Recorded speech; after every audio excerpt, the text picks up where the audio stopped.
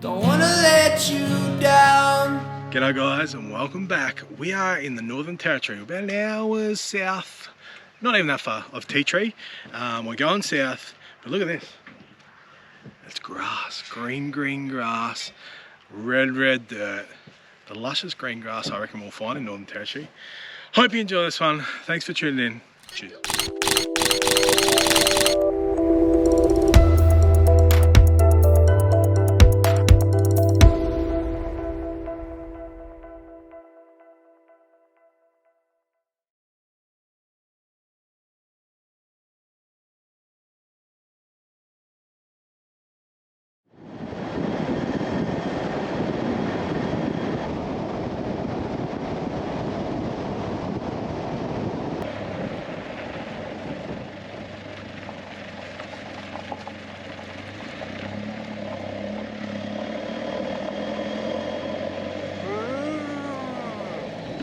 So not sure whether you can hear me. Corrugation's into Athelle, Outback Hideaway. Pretty hectic, to be honest. We had a heap of rain over the last couple of weeks. I think all of Australia had it basically.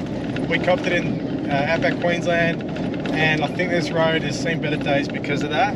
There's some big ruts in the middle from someone driving on it when it was still wet. And I'm just trying to hug anywhere else I can that doesn't really have these corrugations. So on the red dirt, it's like 10k or 8k asphalt, and then 20k of red dirt, corrugations, ruts, and just potholes over the last kilometre as well. So been a bit of fun, but what am I? I'm just sitting on about 70, 75 at the moment, trying to just glide over the top of them. But I tell you, once we get out here, our whole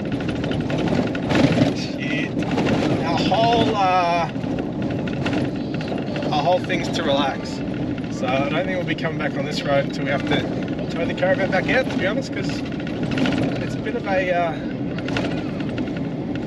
what's the word, Mum? SH? SH?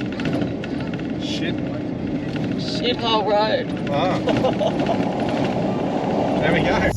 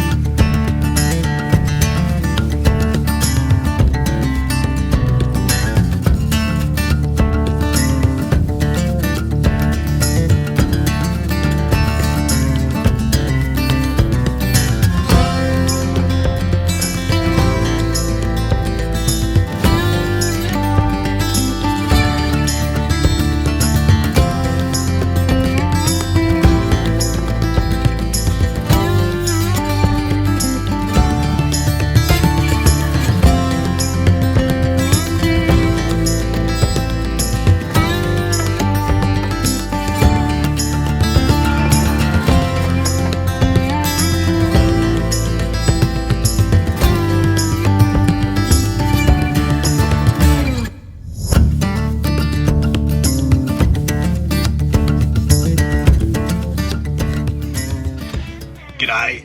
So Mama's wanting tequila sunrise. Now these are one of the easier ones to make. 3 ingredients, well 4 if you include the ice. Got some big ice block in there.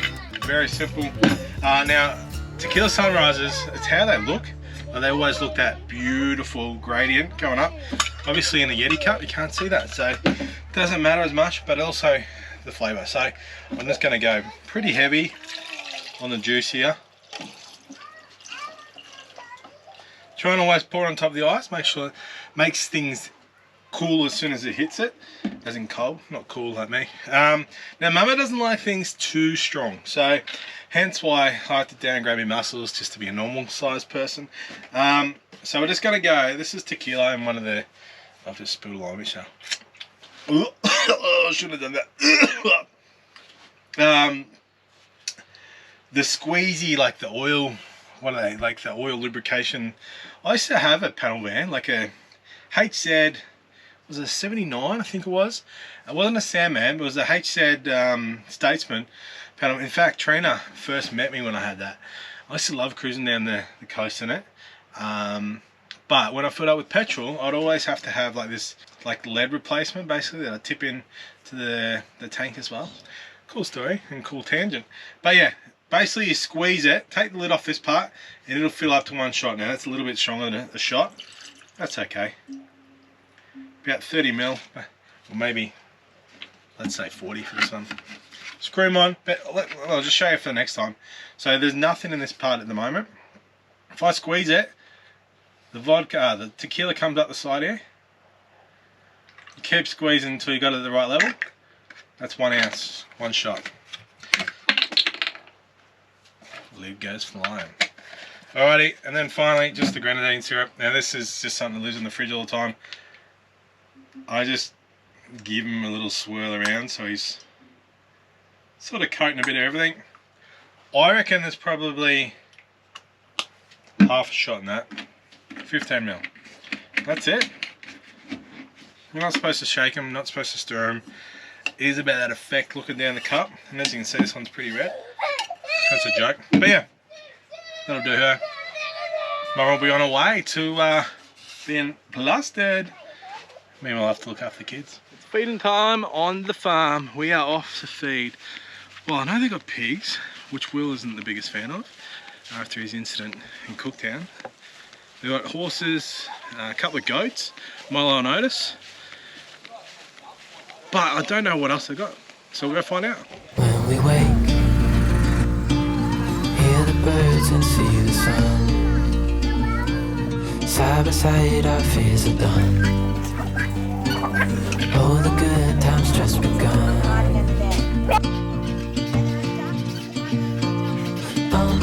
We know what we have, let's hold on tight. Found what we're looking for in life. Call us crazy, but things are finally right. With you and I, the future is bright. Oh,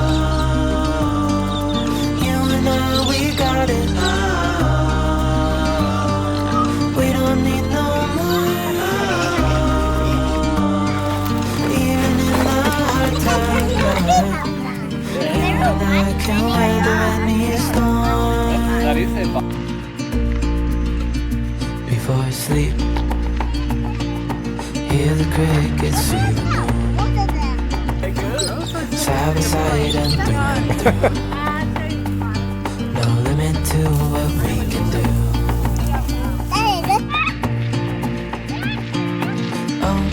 We know what we have, let's hold on tight. Find what we're looking for in Because we're in the yard. Hey, Daddy. Us crazy, but things are finally right. What was this one? Zonk? With you and I, the future is bright.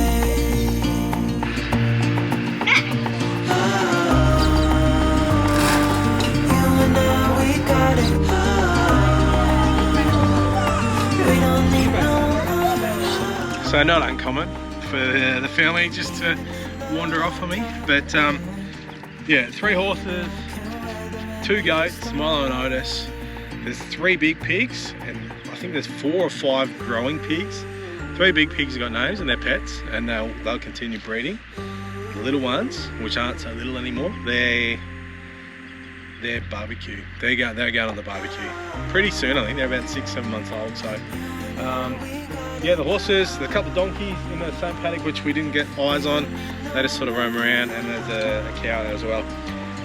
The horses, like Polly with the blindfold on, or not the blindfold but the fly protection, she's 28.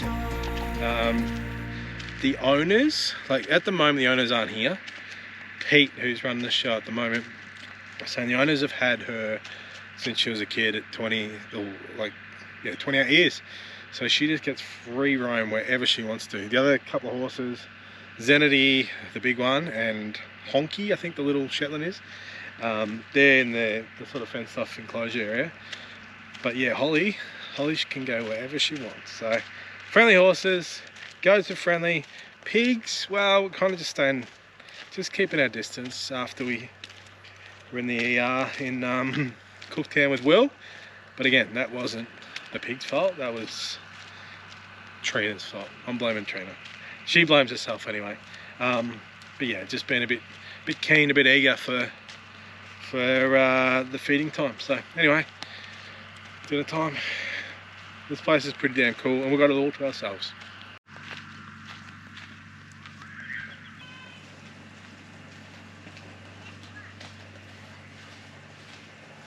I don't know whether we've harped on it enough already, but now that the sun's kind of behind the buildings behind us, the red dirt and the green grass, you have to kind of see it to believe it, to be honest.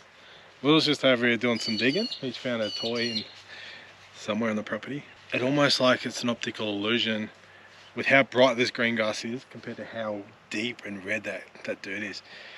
It truly is an oasis, and I know they put water on it.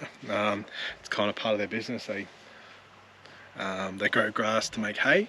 Yeah, this little campsite area as well, with all the dongas and campsites around, is that soft underfoot is not funny. There would not be, well, I don't want to be a betting man about it, but I reckon you won't find a greener patch of grass at a campsite in Northern Territory. Alrighty, I don't know how dark that is. Sun's gone down probably 30 minutes ago, but I'm cooking some good stuff out here. So got some eye fillet, some rib fillet. I am questioning myself now. Some rib fillet, we'll say rib fillet. Trina and I are gonna eat this one tonight. So kids I've cooked them some chops and some sausages, a bit of corn and a few potatoes on the side, but good stuff is waiting for us. So what we usually do, if I can, if you can't get to a butcher, shop at IGA around Australia, or any of those sort of independent grocers, because they usually stock local meats. It's usually fresh-ish, but it's usually good quality stuff compared to your Coles and Woolies, who get the second, third grade, because all the good stuff that they source heads offshore. So, but I buy a full fillet, and that way it's usually, well, at least $5 to $10 cheaper a kilo than buying like the actual cut of steak. So when I'm doing that, it's kind of like a tree tip, like as in the cut of meat tree tip, and it comes in like a triangle. So one end you can actually cut the steaks off, and instead of cutting them kind of what you would usually eat, I cut them really fat. And by doing that, it's just one bit in there, and once I've cooked it, I'll cut it in half for Trina and I to have half each. Well, maybe 2/3 and 1/3, because she eats a little bit less than me. But by doing that, you get a really good crust on the steak, but also it stays juicy on the inside. Look, cooking on a barbecue, never the best way to cook steak. Over the fire or a smoked kind of reverse sear, I absolutely love that. Chuck something that size in a smoker for an hour-ish with a thermometer in it, seeing how she's going. Then chuck on a super hot fire after that. Get that crust to sear at the end. But the Ziggy, and she is bloody hot, 280 is the last it reads on, and then it's kind of gone past that. So it's saying it's over about 300, 320. Get it as hot as you can, and then we're just going to chuck him on and build that crust. And because she is three-dimensional, get him out of this container. Three-dimensional, you kind of want to give both sides a go, but also on the top. So, but because it's fat, you can actually, it's more forgiving, because it's not going to cook all the way through as quickly. Just going to layer on there. I don't know if you can see that. I'm going to shit all on my hands. But yeah, on there, I'm pretty sure you can see that. Just. How nice is this? It's the sun, or the sunset. The colours. Can you see me? I can see you. Yeah, going to close that up. Just allow it to build and cook away, and then we'll sort of check him out and go. Check him as we go, and might even get the thermometer out just to see we want that medium rare consistency, I guess you'd call it, all the way through. So. Hello. Getting darker, so it's like those ghost stories. I don't know if you can see that, but she is starting to look good. I'll probably flip it every minute and a half. I have got my little Inkbird instant read thermometer. I can't remember how much they cost, but I've got 3 different thermometers on this trip. I know people are like, oh, like why? Like I do it by feel and all that sort of thing. Most of the time I do, but if you're cooking in a camp oven, cooking hot oil, or if you're doing a steak like this, that's actually a nice cut, you want to get it as good as you can get it. So having something like that, maybe it is cheating, I don't know, but also I find that it gets it delicious, perfect type thing. So yeah, just turn them every, I don't know, minute and a half, 2 minutes, probably for a total of 6-7 minutes, just to get that crust nice and juicy. Should say this cost from IGA, we got this marked down, so it was about, I think just over $30, $31 from about 57. And IGA, if you go in and check things out, I'll always, if we go past an IGA, even if we're doing a big shop at Coles, I'll always go to IGA, just check the meat section, because the meat is so much better. And you can usually find a good deal or two in there. So anyway, at $30 or $31, that'll get us about 5 different cuts of steak. And then the real pointy end at the end, I'll throw that in the fridge and label it differently, so then I can use it for, well, chucking in some noodles or a stir fry, something like that. Because it's good meat, but also it just doesn't cook as well as a steak, or it doesn't fit on a plate as well as a steak does. So she's looking damn good. She's feeling damn good. I've just fingered it, as the old chef's way of just touching it, just to get that feel for it. But also chuck the Inkbird in as well. And yeah, she's looking good. Gonna get him off, rest her for 5, just to let those juices to rejuvenate. And Trina and I are gonna get this on. This is really good. Really good for Ziggy. Ziggy do hot stuff good because it gets so hot. It's just the low stuff that can't really sort of handle. But also it doesn't, it's not a reverse sear steak. It's just a hot Ziggy steak. The meat's doing all the work here, I think. This is delicious. What do you reckon, Mama? Alright? Shoot a ball, Chilla!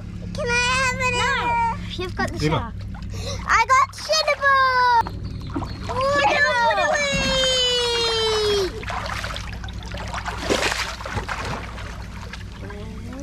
Shark ball! Drop! Water, spin away! Do you want me to make an actual whirlwind? Yeah. Will it get sucked in it? We got from that. So just going for a little cruise on the farm. There's not much actually to see in terms of the property itself, because it's all pretty flat land.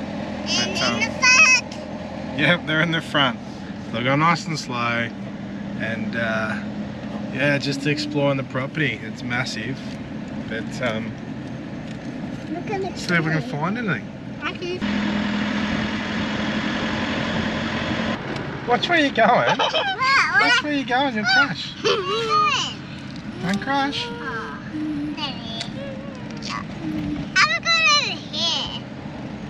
Watch where we're going. It's up that way. What have we found out here, Will? Cows. How many's in there? 2, 5. 2, 2, 5. 5. So they got 60 head of cattle down the back here. It's just in the holding pen at the moment.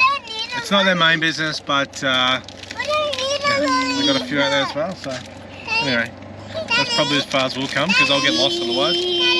No, these guys are breaking in lollies, so we'll let you go.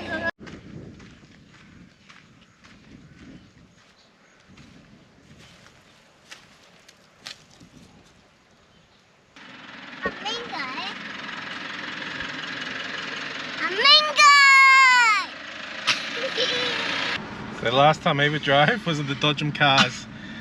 Where was that, the Gold Coast? And she really struggled, so fearing for our lives here a little bit.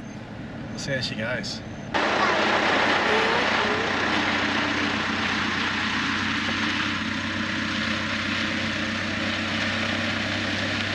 Where?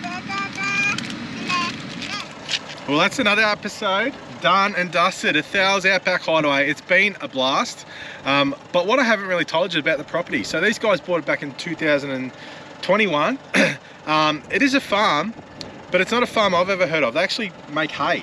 So just behind me, you can see the big pivots. There's 3 big ones of these around the property. They've got a center point and they go around just watering the grass. They do that 7 times of the year, or 7 times over the summer period.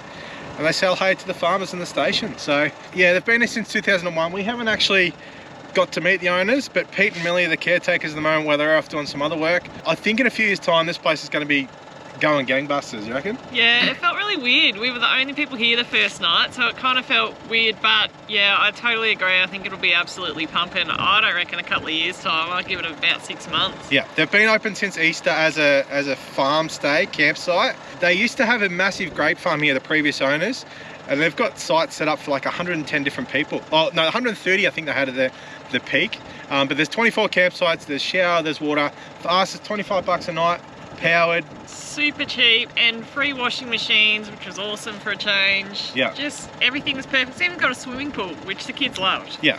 There's not a lot to do out here in terms of, like, there's no 4-wheel drives or anything, and Tea Tree's not the most, I guess, diverse area. It's a bit of a food bowl, so there's a fair bit of farming that going on. So you just kind of sit and relax, which is kind of nice because... Yeah, we felt like we needed it after about a week's worth of driving. Yeah, so. To get here, like, you're either going up or down with some long days in between. So this is the first time those donkeys have been here, so we might get the kids out and have a see if they're friendly enough for a pat. But there is cows. They've got plans. We've fed the chickens, the goats. They're getting some sheep. The pigs, the sheep are coming. A couple of donkeys. I think they're gonna, if we come back in a couple of years, I think it'll be unrecognisable with what this place becomes. Athelle's Outback Hideaway, 5 out of 5 for me. Yeah, absolutely get here. Like, comment, subscribe. Thanks for watching, guys. Oh, we know what we have, let's hold on tight. Found what we're looking for in life. Call us crazy, but things are finally right.